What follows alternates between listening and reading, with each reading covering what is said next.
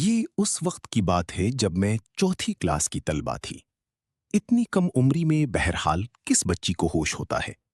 اس لیے جب میرے بہن بھائی سو جاتے ہیں تو چچا مجھ کو چپ چاپ اٹھا کر چارپائی پر سلا لیتا تھا۔ مجھے اس کی حرکت کی سمجھ نہیں آتی کیونکہ میں تو نیند میں مدہوش ہوتی۔ اگر میری آنکھ کھل بھی جاتی تو وہ مجھے چاکلیٹ، پیسے وغیرہ دے دیتا اور کہتا کسی کو یہ بات نہ بتانا۔ اگر وہ مجھے ایسا نہ بھی کہتا تو تب بھی میں نے کون سا کسی کو کچھ بتانا تھا، کیونکہ مجھے ان کاموں کے بارے میں کچھ علم نہ تھا کہ میرے ساتھ کیا ہو رہا ہے۔ وقت یوں ہی تیزی سے گزرتا گیا، یہاں تک کہ میں نے جوانی میں قدم رکھ دیا۔ اس کہانی کو مکمل ضرور سنیے گا۔ ایک دن میرے والد کے ایک جاننے والے انکل ہمارے گھر آئے۔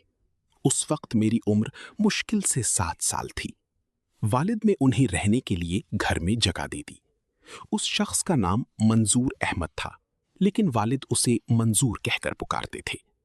جب امی نے منظور کے بارے میں پوچھا تو والد نے بتایا کہ وہ ان کے بچپن کا دوست ہے اور اس وقت مشکل میں ہے کیونکہ ان کے پاس رہنے کی جگہ نہیں۔ اس لیے والد نے اسے کچھ وقت کے لیے اپنے گھر میں ٹھہرا لیا۔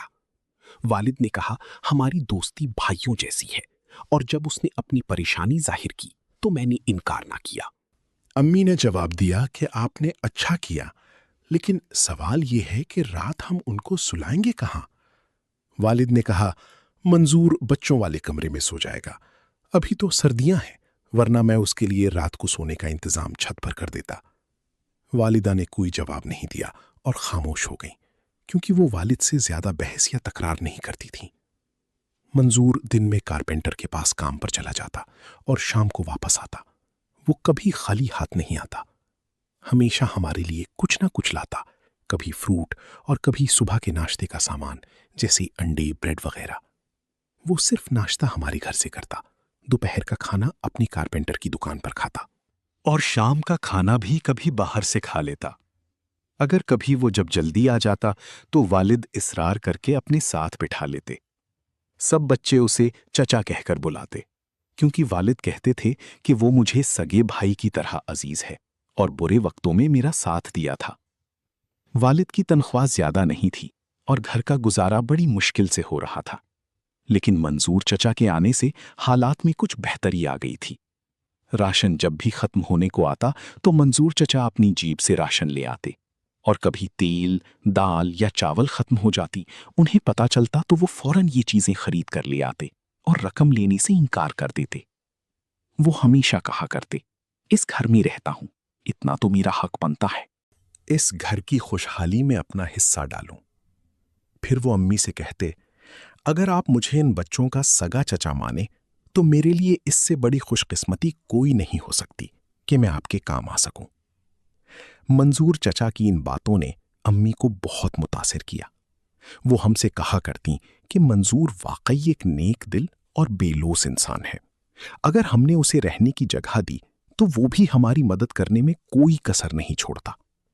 امی مزید کہتی، جو شخص کسی تنگ دست کی زندگی میں آسانی اور آسودگی لائے، اس سے بھلا انسان کون ہو سکتا ہے؟ بات کچھ یوں تھی کہ منظور کا اپنے بڑے بھائی سے کسی بات پر جھگڑا ہو گیا، اس لیے وہ اپنا سامان اٹھا کر ابا کے پاس آ گیا۔ وہ اب دوبارہ بھائی کے ساتھ رہنے کے لیے تیار نہیں تھا۔ منظور اپنی کمائی میں سے آدھی رقم ہمارے گھریلو اخراجات میں شامل کرنے لگا، جس کے باعث ہمارا گزارا بہتر ہو گیا اور مالی لحاظ سے والدین کو بھی کچھ سہولت ملنے لگی۔ ہم 4 بہن بھائی تھے۔ یہ بچپن کی نادانیوں کا وقت تھا اور منظور چچا مجھے بہت اچھے لگتے تھے۔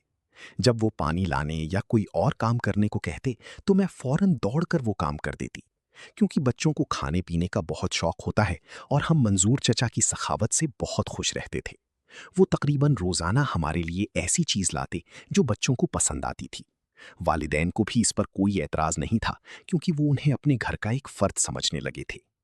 والدین ایک کمرے میں سوتے تھے اور ہم سب بچے دوسرے کمرے میں فرش پر سو جاتے تھے۔ کمرے میں ایک چارپائی تھی جو منظور چچا کو مل جاتی تھی۔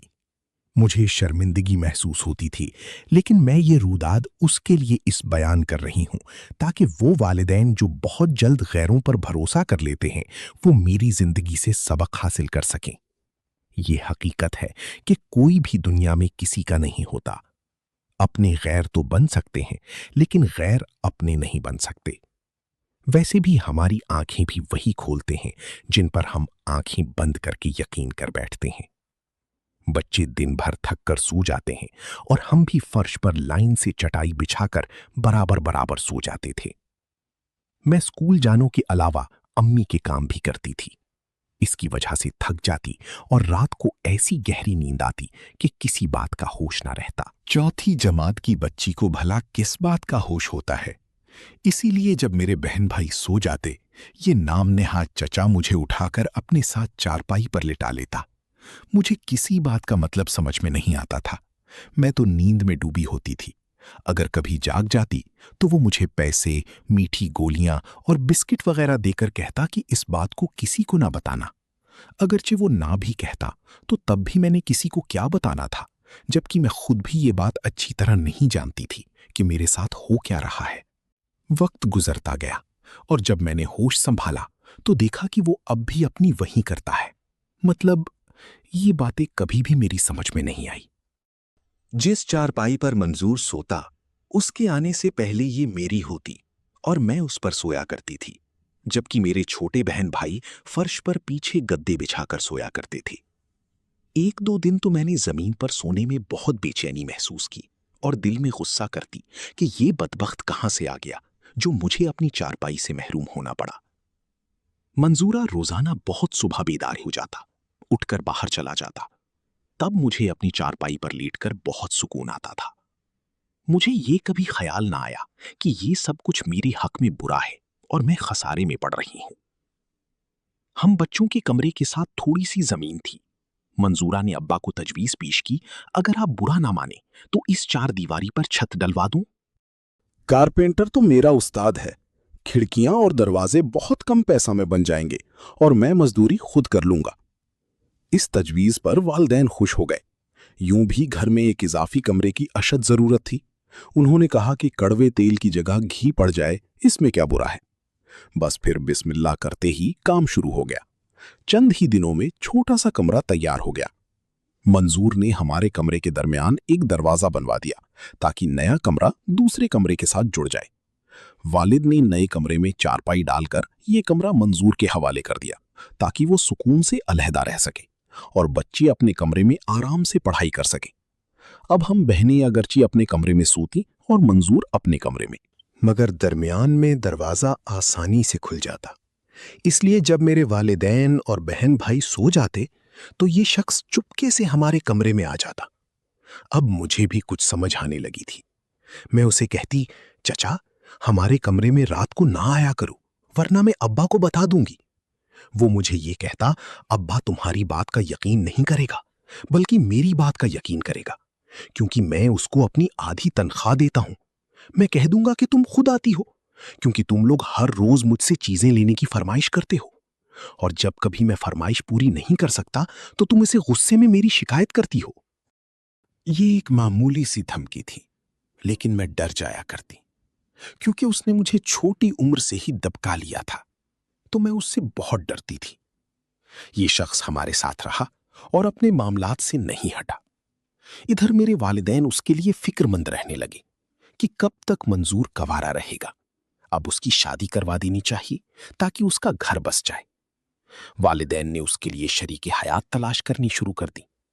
بالآخر ایک جان پہچان کے متوسط گھرانے میں رشتہ ڈھونڈ دیا اور وہاں منظور کا نکاح ہو گیا۔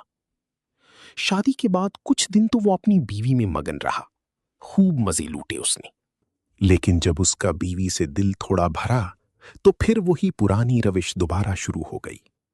جب اس کی بیوی مائکے جاتی تو ہمارے کمرے میں گھس آتا۔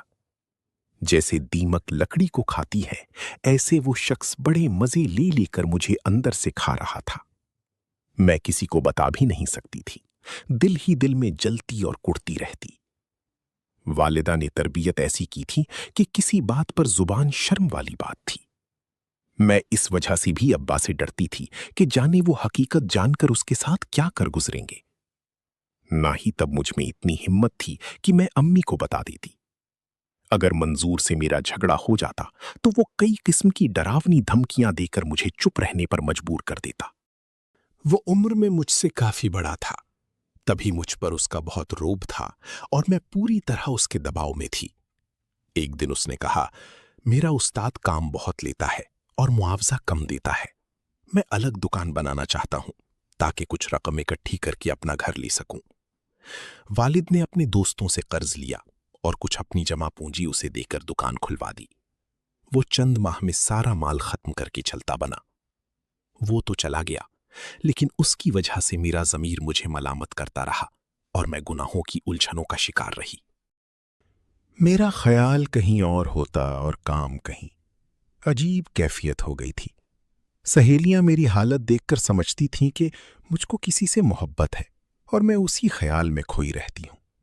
उन्हें क्या मालूम कि मुझे अपनी उस दागदार जिंदगी का गम है जिसको एक जालिम तार तार करता गया। बया इम्तिहान में भी इस वजह से कामयाब न हो सकी। वो शख्स तो जा चुका था और मेरी सुनहरी उम्र भी जा चुकी थी, मगर दिल की खालिश थी, वो भी खत्म ना होती। उसके बाद जितने भी हादसे मेरी जिंदगी में हुए, उस शख्स को उसका जिम्मेदार समझती हूं। उसके चले जाने के बाद इस हद तक कमतरी में गिरफ्तार हुई कि हर वक्त खोई हुई रहने लगी। सोच सोच कर मेरा दिमाग थक चुका था। इस गंदे इंसान को कैसे मौत की घाट उतारूं? हालांकि ये काम मेरे बस का नहीं था। मैं दुआ करती कि खुदा करे ये भेड़िया कहीं चला जाए, इसका एक्सीडेंट हो जाए या ये डूब कर मर जाए। जब वो चला गया तो कुछ दिन मैंने सुख का सांस लिया, सुकून भी मिला। मैं अपने कज़न कैसर को बहुत चाहती थी। इसके साथ मुझे इस बात का शदीद एहसास था कि मैं इसके काबिल नहीं हूं। कुछ अरसे तक बस चुपकी चुपकी उसकी परस्तिश करती रही और मेरी बदनसीबी देखें जब वो खुद मदीना बन गया, पर मैंने खुद ही इनकार कर दिया। इनकार करते वक्त मेरे दिल पर कयामत गुजर गई, लेकिन इसके सिवा कोई चारा नहीं था। उन्होंने मेरा रिश्ता मेरे वालिदैन से मांगा।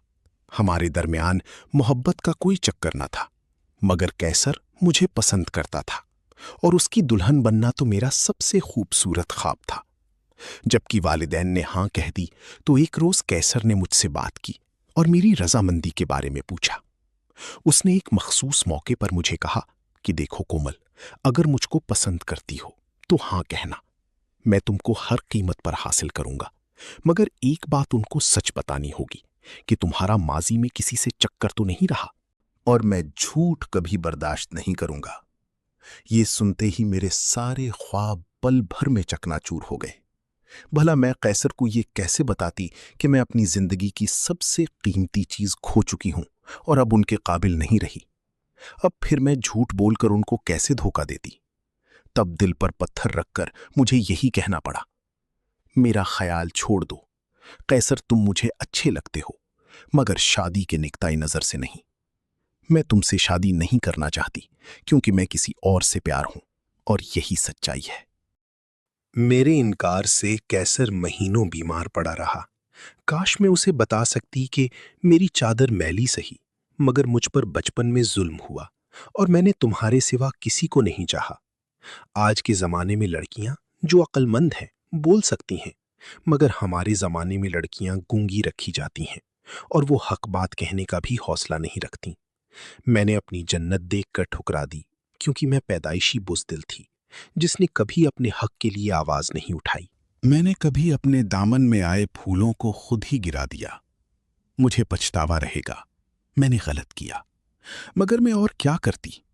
इस लंबे अरसे के दौरान मैं कैसर का मिजाज बहुत अच्छे से भांप चुकी थी। बिलफर्ज अगर मैं अपनी मजबूरी की दास्तान अपने ऊपर जुल्म की सुना भी देती तो वो मुझ पर यकीन ना करता।